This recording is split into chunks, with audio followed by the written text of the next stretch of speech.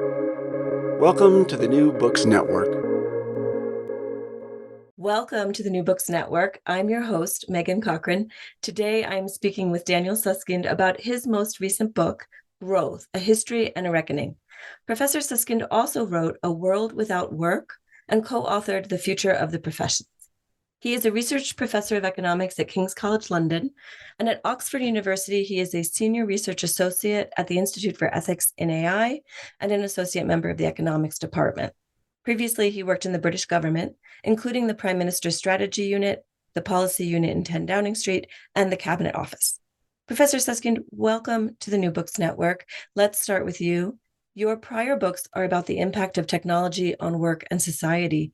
This book examines our relatively recent and relentless focus on growth and puts it in context.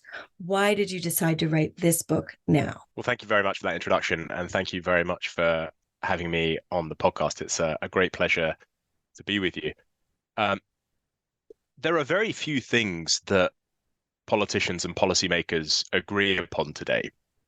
But one of them is that we need more economic growth. In the UK, public services are backlogged and broken. Poverty and worklessness are rising. Average real wages, which are the best measure we have of our collective prosperity, haven't really moved for about 15 years. There is a sense that we desperately need more growth. But if only the problem were as simple as that, because at the same time, growth also appears to be related to many of the greatest challenges that we face today. Most commonly, it's associated with climate change, that we're growing towards an ecological catastrophe. But it's also the case, though, that growth is behind many of the other challenges that we face too, whether it is growing inequalities in society, whether it's the impact of artificial intelligence on work and politics. It's not clear we can yet properly control its disruptive effects, and its impact on local places and communities too. So there is sitting at the heart of our common lives together this tension between the extraordinary promise of growth that in fact is associated with almost every measure of human flourishing, and it seems to be a solution to many of the greatest challenges that almost all countries face today. But at the same time, the immense price of growth too, that it's also responsible for many of the challenges that we face. And I call this the growth dilemma, this feeling that we are being pulled in two completely opposite directions with respect to growth. And the new book is about this growth dilemma. I think it, as I said, it's resolving it is one of the great challenges of our time. And that's why I set out to write it. In part, is, as the title gives away, to explore the history of this dilemma, but also to explore the reckoning that it now presents us with, this seemingly intractable dilemma. I want to come back to a part of that, but before we focus on the dilemma part, I want to talk a little bit about the change. So in the book, you talk about if we think about how recently we started really focusing on this. For most of our time, we focused on other things. What were those other things? What have we lost? Yeah. Now that we narrowly focus on growth, what are those other things that we used to focus on? Yeah. Well, the starting point, and it's sort of extraordinary, is how recent our obsession with economic growth really is. And this is part of what I set out in the book, that before the 1950s, almost no politicians, policymakers, economists, anyone was talking about the idea of economic growth. It's an incredibly modern phenomenon. In fact, even if anyone had decided they wanted to pursue economic growth before 1950, they would have probably struggled to do so. The first reliable measures of how big the economy actually is weren't invented until the 1940s, the sort of early 1940s. So it's this incredibly, it sits at the center of our common life. So much of contemporary political and policy debate centers on this number, on this idea, growth and whether GDP, gross domestic product, this particular measure of the size of the economy, has gone up or down. And it feels like, given the prominence we attach to it, that sort of great minds must have in sort of distant times debated its merits and decided to give it its extraordinary prominence that it has. But that's not the case. It's very, very modern, and it's also it also got its position, its sort of policy-making position, almost by accident. And how so? How would that happen? What happened to it?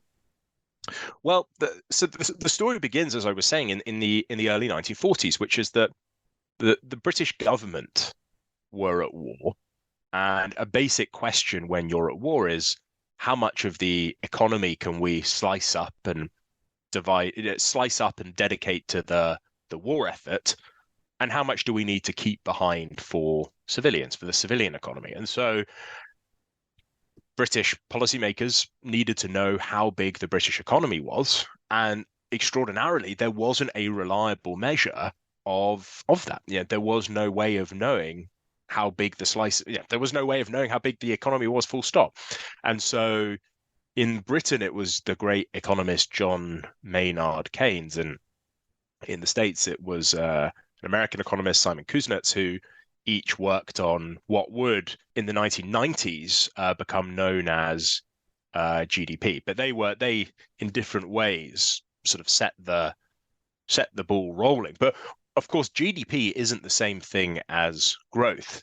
GDP is just a static snapshot of how big the economy is in a particular moment of time. Growth is about relentlessly pursuing an increase in that GDP number. And what's interesting about growth is that the pursuit of growth becomes a priority, again, due to war, not the hot wars of World War II, but the Cold War.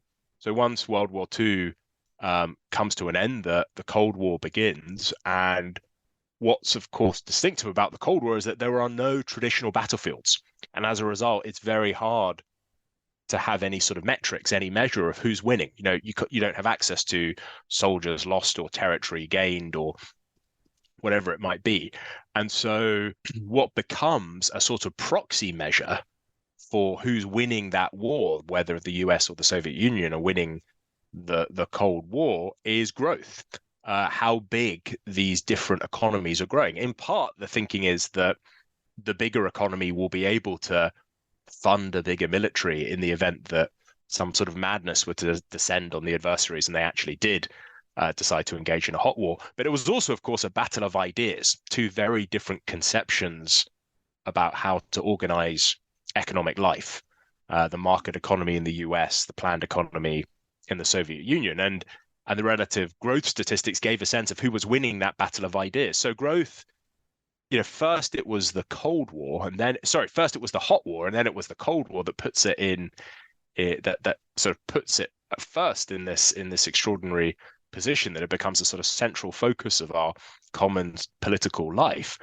But what then happens is, as the demands of the Cold War fade away, it turns out that this measure, GDP, and the pursuit of growth, increasing GDP, appears to be associated with almost every measure of human flourishing. And as those wars sort of fade into the distance, this GDP measure and the pursuit of it kind of stubbornly remain behind. So it just gets there almost by accident. And it's sort of an extraordinary accident given how prominent the number is in life today. Yeah, let's talk about that a little bit. One of the things that I noted is we really do focus on bigger, and we don't really focus so much on better, but the two are assumed to be correlated at least, and causally, I would say a lot of people assume it's causal as well. But you give in the book, you give economic growth credit for freeing billions of people from poverty and allowing us to live longer and healthier lives. And you talk about that in a way that makes it seem that they are actually, the same. We use the measure as a proxy for better. And I think I want to pull apart these ideas of better and bigger a little bit, if you don't mind doing that. And also, you talk about it as specifically, you talk about it as ending a millennia of stagnation, a stagnation that was really not better for people, where people were really struggling a lot. And one of the things I thought was so fascinating, and I'd love for you to put this in context, is you talk about that as powerful and productive new ideas that drive that growth. So two things, if you don't mind, you can sequentially or together, but why do you think it's important to talk about growth as the application of ideas rather than what I think of as economic considerations like material inputs or productivity or invention or whatever? And then the other thing is, like, what about this idea of what you can measure? Is it actually a proxy? Is it better? I think there's also a third thing which you said, which was I think really interesting, which is, and I might just start with that because I think it's fascinating, which is essentially if you were a hunter-gatherer in the Stone Age or a laborer working away in the 18th century, although your lives would have differed in lots of different respects, how you spent your time, the sorts of clothes you wore, the food you ate, and so on. From an economic point of view, your life would have been very similar. Both of you are likely to have been stuck in a sort of relentless struggle for subsistence. That for most of human history, arguably sort of 300,000 years, the fundamental economic problem that humankind faced was just this struggle for subsistence, how to make enough to live on, how to, not make enough money, of course, how to, catch enough food, grow enough crops, whatever it might be. And that only changed about 250 years ago. The story of modern economic growth, so economic growth that is both significant, some growth did happen in the past that was significant, but also crucially sustained, that it didn't, fizzle out once it had begun. That only started 250 years ago. In the sort of, if we think of history as being an hour long, all of this progress happened in the literal blink of an eye. It's just such a recent phenomenon. And I think that's really important context, that we just take it for granted, but it's such a, in the kind of full sweep of human history, it's such a recent phenomenon. The big versus better distinction, I think, is exactly right. And in a way, what I'm trying to do in the book is disentangle the different ways in which a bigger economy is better, and also the different ways in which a bigger economy is worse. And I think one of the challenges, both for those who say growth at all costs, which is, you can find people arguing, and I, write about this in the book, that, growth is what matters, and let's have a larger economy and we can solve all the other problems that we face afterwards. And then there's others on the opposite side who say no growth at all costs, that growth is, comes at too high a price, and we ought to not simply slow down the economy, but even shrink it. And what I'm trying to do in those early chapters is exactly as you say, disentangle not only the ways in which growth has made life better, and it does appear that growth is associated with almost every measure of human flourishing. And I go through a whole variety of different measures of thinking about how human beings might have flourished or might be able to flourish. But also, again, crucially, the price of growth, that it's also associated with many of our challenges too.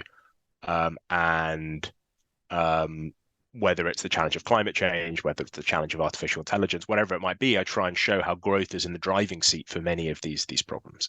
So I think it's certainly right to make the observation that bigger doesn't necessarily mean better, nor for those on the other side of the debate doesn't necessarily mean worse. The point you make about growth being driven by ideas is one of the most important sort of intellectual contributions of the book. One of the things I'm really trying to sort of emphasize, and the way I do this is by exploring the sort of intellectual history of how economists have thought about the idea of growth, how they've tried to make sense of it. And one of the kind of startling things is that despite its importance, and despite the amount of sort of intellectual firepower that's been directed at trying to figure out the causes of growth, it remains surprisingly mysterious. We know comparatively little about what drives growth. And that's what I try and trace out by looking at the intellectual history, looking at all these different efforts, where they failed, where they succeeded, and trying to tease out the little that we know. But I do think there is one lesson that we can draw from it, and it's the one you're pointing at, which is that there is often a sense when people talk about economic growth that growth comes from the material world of things that we can see and touch, that we can drop on our feet. And I think the origins of that sort of disposition are completely understandable. So when the founding fathers of economics, people like Smith, Mill, Ricardo, Marx, are writing in the late 18th and early 19th century, the world around them, the British economy, is overwhelmingly made up of farms and factories. People work with their hands. They're using tools. Inputs into production and outputs from production can be readily counted. And so given that context, it's inevitable that it might seem that the things that matter for thinking about economic life and growth in particular are those we can see and touch. But I think this is a mistake. And this is one of the big arguments of the book, that growth doesn't come from using more and more of our finite resources, as many people tend to imagine. Growth comes from discovering ever more productive ways of using the resources that we have, the finite resources. In other words, growth comes, as you say, from discovering new ideas about the world, about how we might use the finite resources that we have more productively. It doesn't come from this tangible world of things and objects, but it comes from this intangible world of ideas. It's really important to recognize that for two big reasons. One is it's important to recognize it so that you can understand why many of the arguments against growth today are based on a misunderstanding about how growth actually works. But secondly, it matters as well to understand it, because if you're wanting more growth, albeit perhaps a different type of growth, and this is perhaps something we can talk about, but if you want more growth, you need to be looking at the intangible world of ideas rather than the tangible world of objects. Growth isn't going to come from building longer bridges and faster trains and more houses in the way that you might imagine. Growth will come from discovering ever more profound ideas about the world. Yeah, and you make a very powerful point about this, I think, in the book, when you talk about that those ideas, in many cases, are not things that lead to growth when they're contained. They're things that you share out. The more people who know about those ideas, it's not like resources that come out of the ground, or even human resources, or monopoly type IP kind of resources, but it really is about getting ideas out and having lots and lots of people use them. And there's no cost to the individual who came up with it to share those ideas. That it doesn't make their investment and their growth any less because other people are doing it too. That's right. And this is the sort of bizarre property of ideas, which is that, if you have a chocolate bar and I have a bite of it, there's less chocolate bar for you. If you have a tool and I use it, you can't use the tool.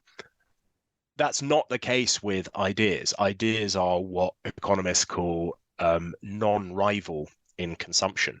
If you have a great idea, perhaps how to organize a factory more productively, telling me how I can run my factory more productively doesn't make your original idea less insightful for thinking about how you run your factory. These ideas can be used and reused indefinitely, and that's an extraordinary property, and it has these really remarkable economic implications that I write about in the book, that when you allow these ideas, exactly as you say, to spread through economic life, that's what's driving sustained economic growth, that everybody is sort of clambering on the shoulders of those who have discovered things before. It's very popular to talk about things in terms of like a scarcity mindset. versus an abundance mindset. And I think this is a really counterintuitive one. So I love that you pull it out so much in the book and make it clear, because there is, I think, a common idea that you have to protect everything that is of value to you. But in fact, this is one of those cases, and I would argue maybe these cases aren't as rare as we think, but this is one of those cases where actually sharing is better for the overall at no cost. You're not giving something That's out, right. as you say. Or even better than that, it actually makes the idea even more insightful, even more profound. As ideas spread, they're not simply picked up and regurgitated, but people improve upon them. They refine them. Perhaps the knowledge that you gave me about how to manage the factory more effectively, I put to use, and then I noticed, well, hold on a second, if I make this small change, I'm going to be even more productive. And so the idea gets better. And so it's almost the complete opposite of the chocolate bar example. It's sort of, I have a bite of your chocolate bar and there's even more chocolate left over for you.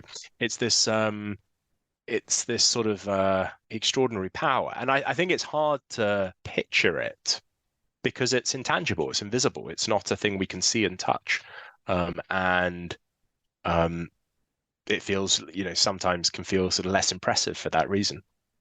Well, I think to your point about ideas, sometimes you have to put the ideas out and have people pick them up and talk about them different ways. They become easier to understand the more that people have access to those ideas. But it does feel new. It does feel different. It's certainly not, never been spoken in any way before. There are ideas like this, but it does still feel new and different. So I love that you really pull that out.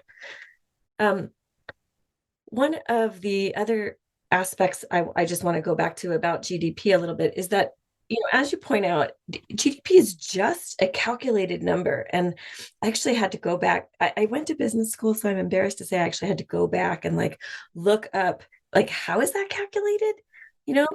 And as I was, there's a great book about it, a very short book on GDP that I picked up, and I'll put in the notes the author, because I can't remember it off the top of my head, but it was great. So I'll put that in the notes. Diane Coyle, who is based in the UK. Yes, she's wonderful. That was the one. It was fantastic. Yeah, she's wonderful, and I draw on in the book. In fact, she said very nice things about this book on the back of it. Yeah, she's been thinking about these issues for a long time and is very, very thoughtful on them. Yeah, and one of the things that came out to me so clearly in that was that this thing we call GDP that we put so much focus on, not that we shouldn't, but it is very specific to a bunch of different factors that are each of them flawed, and each of them, kind of random in some ways. We could measure it very differently. One question I had for you is, what about the things that can't or aren't, maybe they could be, but they just aren't measured in numbers? What about those? Did people used to focus on them, and we just don't? I'm thinking about things like health outcomes. You talk about them a lot in terms of they're not going well, so those are negative. But I wonder if there would be a way to focus on them in a more positive way, and maybe have the growth be in those factors instead. Healthy food, health outcomes. What's your sense about that? So this issue of things not being valued is really important for thinking about the limits of GDP. And in the book, I argue there really are two sets of limits. The first is there are technical limits, which is that the GDP measure just doesn't do a good job of measuring what it's meant to be measuring, which is the sort of total value of economic activity that takes place in a market. It's just not good at measuring it. And one of the reasons it's not good at measuring it is because many of the things that we use in economic life to great economic effect don't necessarily have a price attached to them. A classic example is a search engine. It makes me more productive at the research that I do, but I'm not paying for it, and it doesn't appear in GDP statistics directly for that reason. Or email. I don't pay for my email account, but it dramatically improves my capacity to communicate. So I think there's lots of technical limitations where leaving things out makes the measure technically poorer. It doesn't do a good job of measuring the economic value of market activity. But there's another set of objections to GDP, which are not so much technical, but they're moral. It's that GDP does a bad job of measuring not what's economically valuable, but socially valuable. So there are lots of things that we think of as being very socially valuable, which aren't included. So, the quality of the environment, or the value of work that's done in the household, or informal care. There are huge areas of life where, or the level of inequality in society, there's things valued for good and bad that aren't captured in GDP. And so there are others who argue we've got to try and fix these moral limits with GDP as well, that we ought to be trying to make it not simply a value of market activity, but also a moral measure of sort of social value. And my argument in the book is that I'm very supportive of the first argument, which is that we need to repair the sort of technical limitations with GDP. I'm far more dubious about our capacity to repair the moral limits of GDP. It's not to say that the things that GDP leaves out aren't incredibly valuable and important, but it's to say that the GDP measure is not the place for those things. And so what I argue for is actually what I call GDP minimalism, that we ought to just recognize that GDP is, as you say, this incredibly flawed measure of a very particular thing, and we ought to try and improve the technical flaws, but aspirations to try and make it a moral measure of what matter are just going to hit a brick wall. And it seems to me that maybe in our effort to have simplicity, we want to have one measure that does it all, the magic number. And I might argue that you can't really do that. Just like a business has to have lots of measures, and the well-being of your family has lots of measures. You might need to focus on more than one thing, and I think that's really hard for people. I think actually people want to be able to say, like, well, GDP, if we just get GDP right, everything else will. That's right. It has an incredible allure. Its simplicity. It's wonderful. The idea that you can boil down a kind of snapshot of economic activities to this one number. It's incredibly attractive, but it's technically misleading, and it's morally dubious. I mean, it's worth just saying what I think the moral issues here are. Yeah. I mean, and this is a big argument of the sort of discussion I have about GDP, which is that when you include things like, say, the quality of the environment, or a measure of the level of inequality in society, when you try and include those things in the GDP measure, you are taking a position on two big moral questions. One is, what things ought we to value, if not economic activity in a market, say the climate, say inequality? And the second is, how much should we value those things relative to one another? How much do we care about, say, the environment relative to the level of inequality? Both of those are incredibly difficult moral questions. Some will invite more moral disagreement than others, but they are moral questions. And the place to answer those moral questions, in my view, is in politics. It's to be answered by citizens. It's not to be answered by economists and statisticians working in treasuries and, central government offices. That's not the place for these decisions to be made. And so again, I think we should try and avoid, and this runs counter to how a lot of people think about GDP today. And there's a whole industry around trying to improve the GDP measure to make it a more useful measure of what really matters from a social point of view. And I suppose one of the things I didn't quite appreciate in writing the book is quite how much of a sort of commercial industry there is behind, that people, selling particular conceptions of how to, do. I just didn't realize that there was this sort of market of ideas around what to do with GDP. My view is all of that is just a distraction. We just shouldn't be doing it. I mean, I that comes through in the book, and I would add, just from my own experience, I was thinking about how that plays out.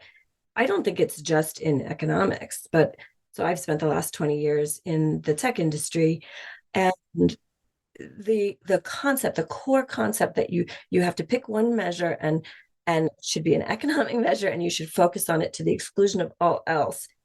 It actually has kind of proliferated through society and through the business world to such an extent that it can be very hard to focus on anything else. And I think that's the case what you're talking about at a very high level, the governments focus on GDP. Of course, a company doesn't focus on GDP, but they pick one other measure and they use that model. And they use it without self-consciousness, meaning I've worked at companies where people would be like, no, this is the one thing we care about. And I'm like, well, what about being sued for like everything we've ever made because we broke the law? I was like, no. If we make enough money, all that other stuff will just work itself out. And I do think it has kind of proliferated out, not for everyone, but no, but I think you're exactly right, which is that, and this has been part of I wrote the book with sort of policymakers and politicians in mind, thinking about the growth of the national economy. But there are, exactly as you say, lots of parallels for business leaders running companies thinking about the growth of their profits. And yeah, there are, parables. I mean, I don't think it's just simply the tech industry. You look at a company like Boeing, for instance, you might argue that, the single-minded pursuit there, not of GDP, but of sort of profitability to the exclusion of other objectives has had awful consequences. So I think there is a set of interesting generalizable lessons for leadership, not just at the sort of national economy level, but also for individual businesses too. I'd love to get to this concept of the trade-offs and the balance of this difficult thing. I do want to point one part of the book that I really found very powerful. You describe a moment in 2019 when the climate activist Greta Thunberg spoke at the United Nations Climate Action Summit. And she said, "We are in the beginning of a mass extinction, and all you can talk about is money and fairy tales of eternal economic growth. How dare you?" So that moment really echoed throughout the world. I think it was a startling moment for a lot of people. It was a startling moment for me because in that moment, I realized, you're right, I do believe that. I do believe in this idea of economic growth. Why is it a fairy tale? And also, why is it so powerful? Yeah. So what she's doing there, and I pull it out in the book and spend a bit of time looking at that speech, because what she has become the sort of standard bearer for a far broader movement, the sort of degrowth movement, which argues that the way to solve the problems associated with growth, and they're particularly concerned with the climate problems, is not simply to slow down the growth of the economy, but perhaps even to shrink it in certain ways. Their slogan, echoing some of what Greta's saying there, is sort of infinite growth is not possible on a finite planet. And what I think the kind of statement by Greta and others gets right, and it does get something really important right, which is that something has to give. The price of growth is too large now to ignore. I mean, if anything, I think that the environmental movement underestimate the full price of growth, because the argument of the book is that growth isn't just causing havoc to the climate, but it's also widening inequalities in society.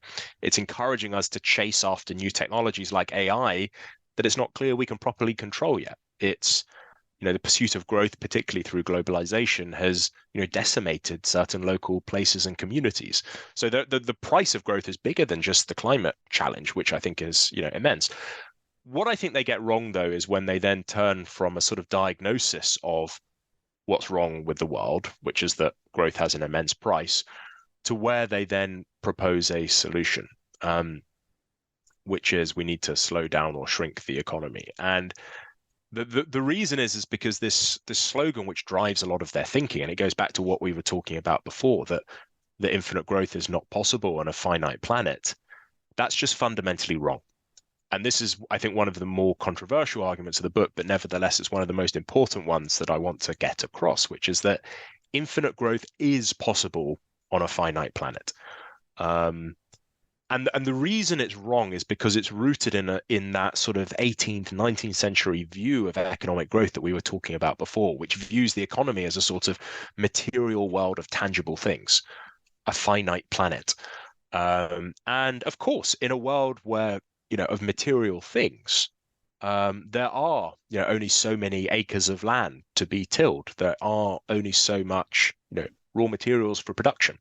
But that isn't where growth comes from. Growth comes from this world of ideas, this intangible world of ideas about how to use those finite resources more productively than before.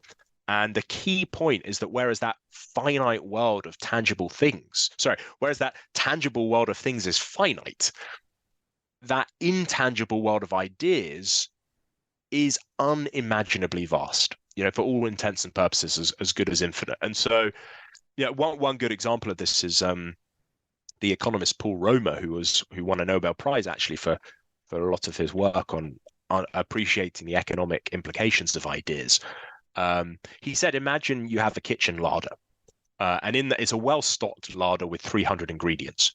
So there are finite ingredients in that larder. That's a pantry, right, fellow American? Pantry. Yeah, sorry. Yep. Yeah. That's the first time that anyone's made that distinction. So that's very helpful. All the quizzical people outside Britain wondering what a larder is. That's the larder/pantry. But the key point is there are more possible recipes for combining those ingredients, more ideas for making use of those ingredients than there are atoms in the universe. And the same point applies when thinking about the economy, where it's not 300 ingredients in a larder, but it's quite literally all the atoms that we have on planet Earth. And so it's just rooted in a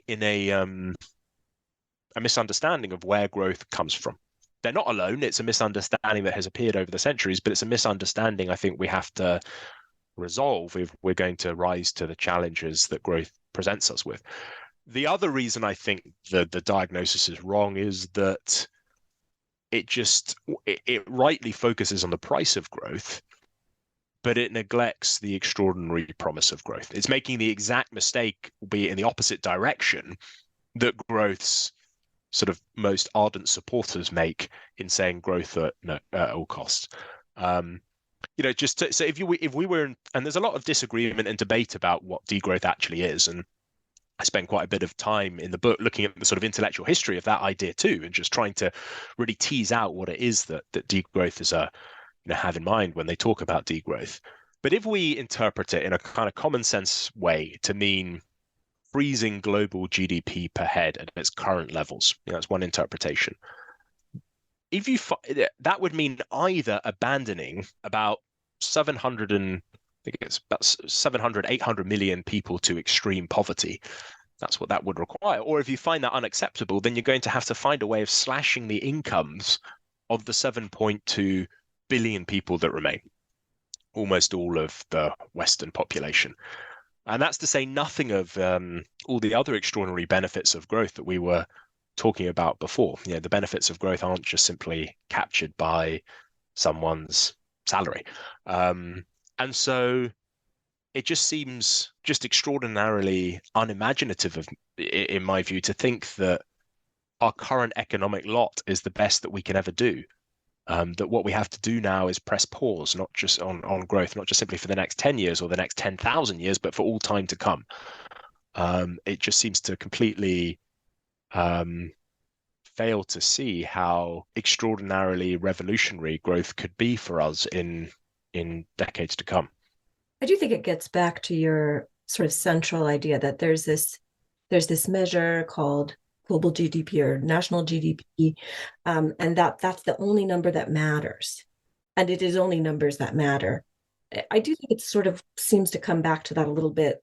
Like if degrowth is tied to this metric exactly, then you're also assuming that it's this finite world, and if you want something to change, it has to come out of that.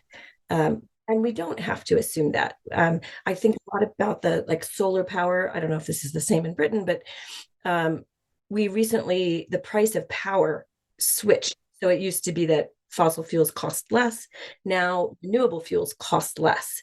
So you can actually get more power and use less resources to get it. And so that boggles people's mind. It boggles my mind. Exactly right. It's exactly right. And one of the kind of imaginative constraints of the idea of GDP is that it creates this impression that, and I think it's true in how a lot of people think about economic growth, and we haven't spoken about technological progress at all, but another way of thinking about what it means to discover ideas about how to use our resources more efficiently, more effectively, is technological progress. But one of the kind of limits of the idea of GDP is that it makes us think we can only have more or less growth. We can have a bigger GDP or a smaller GDP, but that's the kind of only dimension on which change can take place. And what we're arguing about is trying to find the sort of Goldilocks rate of growth that sufficiently balances the price and the promise of growth. And the argument of the book is that that's wrong, that the way out of this growth dilemma is to recognize that we can have a different type of growth as well. How do we get a different type of growth? By changing by changing the kind of technological progress that we rely upon for that growth. And the issue, the solar example is such a good one, because, you know, if we think about what's happened in this sort of trade-off between growth and the climate over the last 30, 40 years, it shows exactly what it is that I'm going on about. So, you know, if you go back to 2007 and look at the Stern Review, which was a report written by Sir Nicholas Stern. It was the first of its kind, looking at the economics of climate change. One of the central conclusions that he reached was that if we wanted to reduce emissions by 80%, we would have to pay a price of 1% GDP per year. In other words, there was a very strong trade-off between growth and the climate. We would have to pay a price in terms of growth in order to protect the climate. The next year, he came out and said, no, I got it wrong. It's worse than I feared. It's actually going to cost us 2% of GDP per year in order to reduce emissions by 80%. Fast forward, though, to the year 2020 and look at the report written by the UK Climate Change Committee, which is the set of experts tasked with advising the British government on climate change.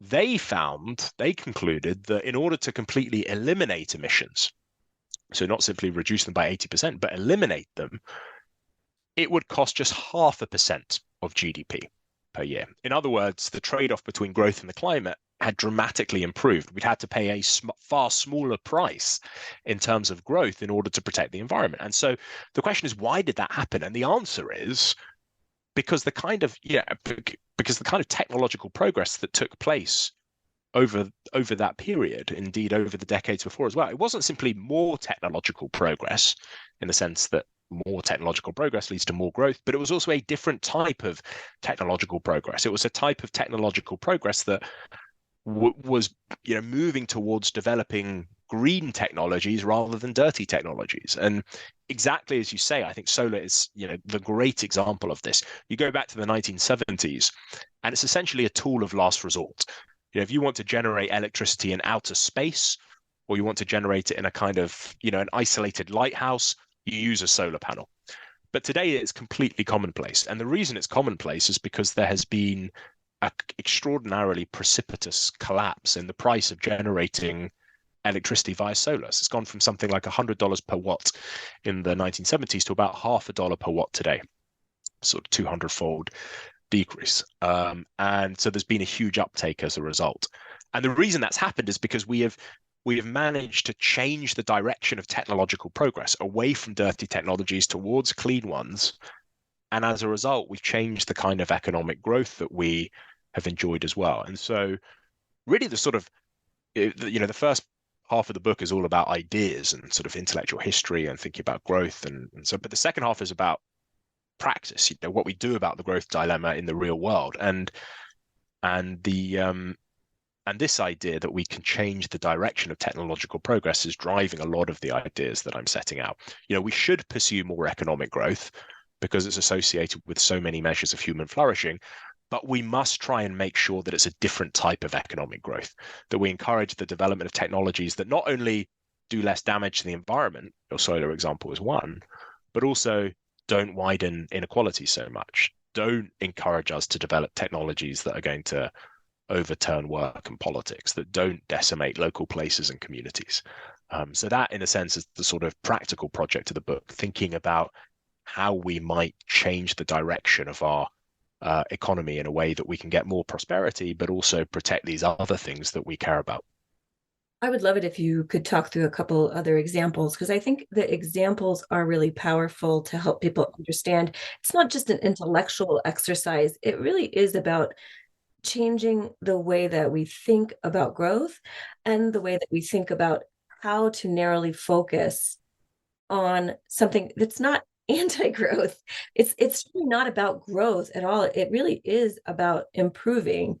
And in some ways, the growth measure is a guidepost or a guardrail, but it's not the reason that things are better. It's a measure of the improvement, but the improvement itself is something that's much more nuanced than that.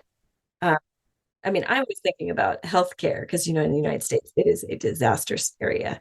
Um, but I do think we could apply these principles, and I'd love you to just maybe give us another Yeah, well, example. maybe, I mean, you made the observation right at the beginning of our conversation that in the past I've written about the impact of technology on work. And one of the reasons I got interested in the issue of growth, alongside the fact that I think this growth dilemma is one of the great challenges that we face, and the fact that it's a sort of, the growth dilemma it's a sort of generalization of some of the worries I have around automation, thinking about the disruptive impacts of technology more generally. But there was a really interesting similarity between the degrowthers in the environmental movement who said we need to slow down the economy or even shrink it, and those in the world of AI who say we need to slow down the pursuit of AI or even abandon it altogether. It was just, there was a similar way in which these people who were rightly concerned with the price of the kind of technologies we were developing had reached the same conclusion, which I thought was unhelpful, and I thought there was another way of tackling the problem. So let me give the example from the world of automation. The kind of high level thought is that the way in which you change the kind of technologies that people develop in society is by changing the incentives that people face. And you change the incentives that people face by changing taxes and subsidies, rules and regulations, or social norms and customs. Those are the sort of three big sets of tools that you have at your disposal. So in thinking about automation and think about the labor market in particular, broadly, technology can have two effects on the labor market. Either technologies can substitute for human beings at particular tasks and activities, reducing the demand for them to do that work. And every day it seems like we hear stories of systems and machines taking on tasks that only human beings could do, making medical diagnoses, driving cars, drafting legal documents. But there's another impact that technology has on the world of work, which is that it can also complement human beings, increasing the demand for people to do tasks that haven't yet been automated. And so broadly, the impact of automation on the labor market depends upon this sort of balance between the harmful substituting force and this helpful complementing force. And there are worries today in the economics profession that excessive automation might be underway, that the technologies we are developing are biased towards substituting for workers rather than complementing them, in much the same way that you might say the problem in the environmental setting is that our technologies are biased towards dirty technologies that emit carbon rather than green technologies that don't. And so what we want to do, if you think that there's excessive automation underway, and a big theme of my work over the last 10 years has been we're not taking the threat of automation seriously enough. So, that has been a big argument of mine for some time. And in particular, the economics profession hasn't been alive to the challenge of technology on the world of work. But if you agree to this kind of view that's emerging now that excessive automation is underway, then what you want to try and do is change the direction of technological progress away from technologies that are designed to substitute for people and towards technologies that complement them. So how do you do that? Well, you might look at taxes and subsidies. So an interesting feature of the US tax system is that in every year since 1981, the effective tax rate on human labor has been higher. The effective tax rate that an employer would have to pay for human labor has been higher than on essentially machines. In other words, the US tax system creates a very strong incentive to develop technologies that replace rather than help human workers. And so you might say in designing a tax regime, we ought to think about the impact it's going to have on the kind of technologies it encourages people to develop and design. On the other end of the spectrum, you might say, well, let's look at social norms within the world of computer science. At the moment, the benchmark for success in the world of computer science, where people are developing these technologies, is human parity. The moment you get the slap on the back from your colleague, the moment you get the headline in the newspaper is when you build a machine that can beat a human being. So, you get celebrated when you build a medical diagnostic system that can outperform a human doctor. You get celebrated when you build a legal system that can, make a tighter argument than a human lawyer. Outperforming human beings is the benchmark for success. And so it's inevitable that if that's the kind of culture, you are going to be incentivized to develop technologies that are designed to replace rather than help human beings at work. And so again, you might say, well, look, perhaps we can try and change that culture. Perhaps research bodies ought to be funding or ought to be biasing or ought to be sort of putting more emphasis in their funding towards projects that are designed to help workers rather than replace them. So I think there is those are the sorts of ideas that I develop in the book, and that's thinking about the impact of technology on work. But I do the same in thinking about technology and politics, and technology and its impact on local places and communities, and technology and its impact on inequality. And again, the argument being we have this extraordinarily powerful tool at our disposal, the market. But at the moment, the incentives that exist in the market are encouraging the development of technologies that on the one hand lead to greater prosperity, but on the other hand do damage to all these other things that we care about. And so we should try and do what we can to change those incentives and change the direction of technological progress as well. Well, I think that is an excellent way to go. And I really found your book inspiring and helpful to understand something that's very complicated and very important. I have one other question about the subject of the book, and then I want to, sort of, we'll bring it close.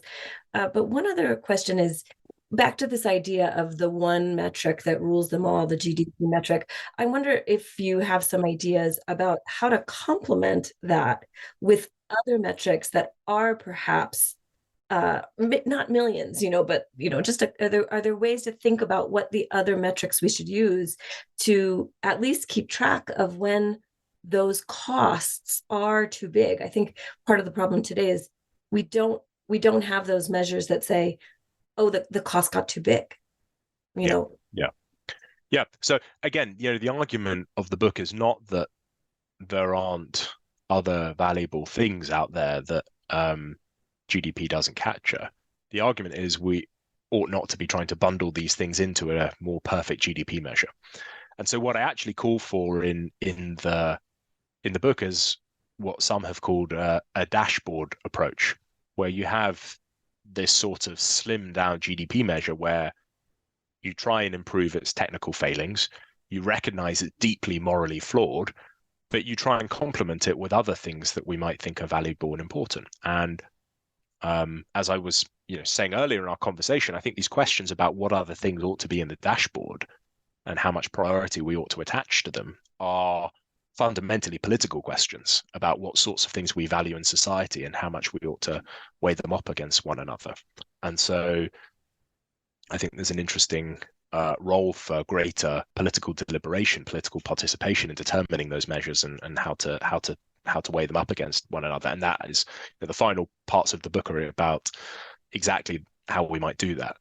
I should say that while GDP does feature in the book, you can't write a book about growth without writing about GDP. Part of what I'm trying to do is move beyond GDP. That I think seeing the solution to the kind of problems we've been discussing as technical problems of mismeasurement is the wrong way to think about what's going on. These are far deeper, far bigger, far more intractable moral disagreements about what really matters. And when you recognize that, the sorts of responses that are required are far broader, it seems to me, than simply tinkering and tweaking with a GDP measure. The reason I'm pushing, and in full transparency, I'm pushing on it because I think that our politicians, and I am speaking for the United States, not the British government right now, but I think our politicians and our leaders have a really hard time with this. And where they are much easier is when they have economists helping them. And so, I when I was in business school, people always were quoting Adam Smith, Adam Smith, Adam Smith. And I was like, dude, he wrote Theory of Moral Sentiments before he got to any of that stuff.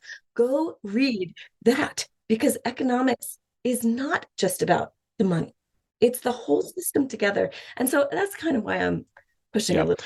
Well, I mean, this is perhaps for another conversation, but one of the really striking things about the US at the moment is this mismatch between how well the US appears to be performing from an economic point of view when you look at narrow numbers like GDP, but then how downbeat many Americans feel about how the country is doing independent of those numbers. It feels like the sorts of numbers that guide politicians and policymakers aren't quite capturing how people really feel about their economic lives at the moment. And I think there is something really important in that mismatch. I think sometimes if we had a measure that said how many US, and I'm focused on the US, but how many US school children can walk by themselves to school and not feel scared? I think that number would be a low percentage. And so I look at numbers like that and I think it's not economic, but it might give a better sense of how the country's doing. And obviously that's just one example, but I think we need to think about numbers in a much broader sense. We can measure a lot that's not about money, I think. And so I think that's right. the economics professors I know to be like, well, yeah. But the big, I suppose the big challenge with GDP is that although you might not be measuring what matters, over time, what you do measure starts to become what does matter. exactly. And that's kind of what has happened with GDP over the last 70 years. And part of what I'm trying to do in the book is show that all of this stuff is very, very recent. The pursuit of growth, the invention of GDP, it feels like a sort of permanent fixture of our common life, but it's not. And we can do things differently if we choose. And to your point, it's about bringing these new ideas. So I am very grateful for your new ideas and for this. Are you willing to talk about what's next for you? Yes. I mean, I think one of the most striking things about the moment we live in, and there are lots of striking things about the moment that we live in, but one of the most striking is that you have the leaders of the large, the running theme through all my work, whether it was the future of the professions in 2015, a world without work in 2020, or indeed growth in 2024, is technology and technological progress. And that's what really interests me, and that's how that's the thing that really both excites and troubles me, and how I spend my time thinking. But in the world of technology at the moment, the most striking thing that's going on is how the leaders of the large technology companies, and particularly the AI companies, all think that within 3 to 5 years we will have systems and machines that are able to outperform human beings at all the cognitive tasks that they do.